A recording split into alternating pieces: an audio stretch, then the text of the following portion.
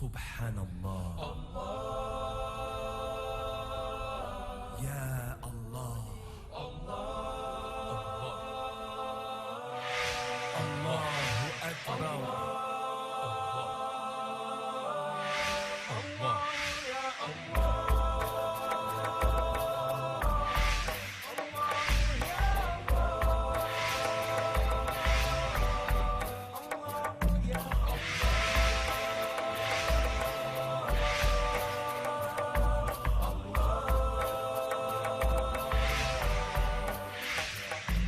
Bismillah, wassalat wassalam à Rasulullah. Le prophète Mohammed sallallahu alayhi wa sallam, sur lui la grâce et la paix, il était illettré, il savait ni lire ni écrire, il venait des déserts, ça fait plus que 1400 ans avant ça.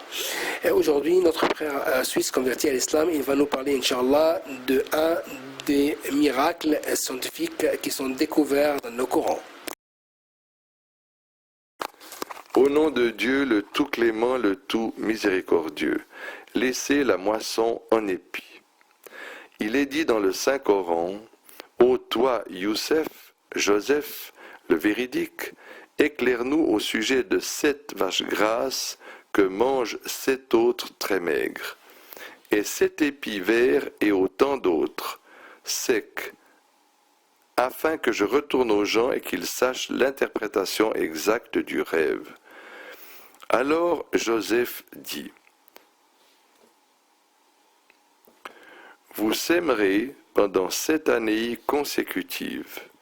Tout ce que vous aurez moissonné, laissez-le en épi, sauf le peu que vous consommerez. Viendront ensuite 7 années de disette qui consommeront tout ce que vous aurez amassé pour elles, sauf le peu que vous aurez réservé comme semence.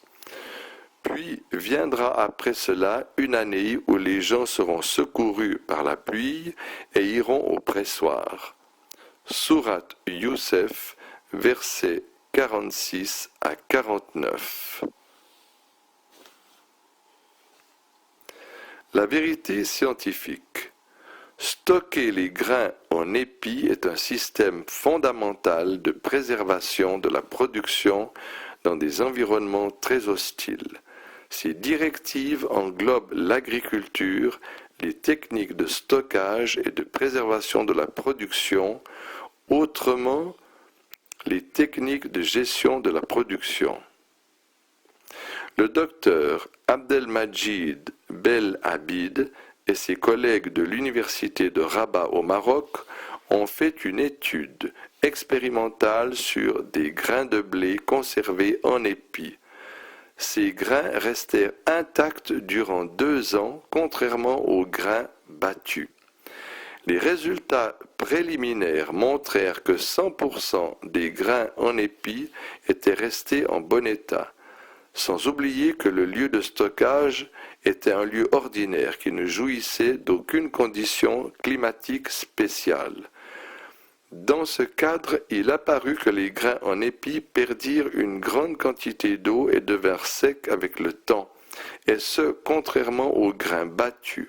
Autrement dit, l'on se rendit compte que le blé battu était constitué de 20% d'eau, ce qui a un effet néfaste sur sa productivité, sa croissance et sa valeur nutritive, car l'eau favorise son pourrissement et sa détérioration. Puis les chercheurs comparèrent les facteurs de croissance des grains restés en épis et celles des grains battus, et ce durant 2 ans. Les résultats furent les suivants. Les grains en épis s'avérèrent plus croissants de 20% du point de vue de la longueur des racines et de 32% du point de vue de la longueur des tiges, après quoi les chercheurs évaluèrent les protéines et les glucides qui restaient intacts. Concernant les grains battus, ils perdirent 32% de protéines après 2 ans et 20% après 1 an. Quant aux grains en épis, ils ne perdent rien du tout. Aspect miraculeux. Il est dit dans le Saint-Coran, « Tout ce que vous aurez moissonné, laissez-le en épi », ce qui veut dire que préserver les grains en épi est la bonne méthode de préservation des grains à long terme. Il y a deux remarques scientifiques qui ont trait à ce verset. La première, la détermination de la productivité des semences à 15 ans réparties comme suit. 7 années de vaches grasses, pendant lesquelles les gens sèmeront et récolteront sans coup férir, suivies de 7 années de vaches maigres qui seront suivies de l'année du retour à la fertilité, au bout de laquelle les gens se rendront au pressoir. Et ces expériences scientifiques ont prouvé que les semences gardent leur facteur de productivité et de croissance durant 15 ans au maximum. Deuxièmement, le procédé de stockage mentionné dans le Coran en ces termes, tout ce que vous aurez moissonné, laissez-le en épi, est le procédé qui s'avéra dans l'étude expérimentale comme le procédé le plus fiable. Ainsi devint-il évident que la meilleure méthode de stockage est la méthode indiquée par le prophète d'Allah, Youssef, salut sur lui, méthode qu'il tint de la révélation divine. Il va de soi que cette méthode était méconnue auparavant, notamment chez les anciens Égyptiens qui conservaient les grains après battage.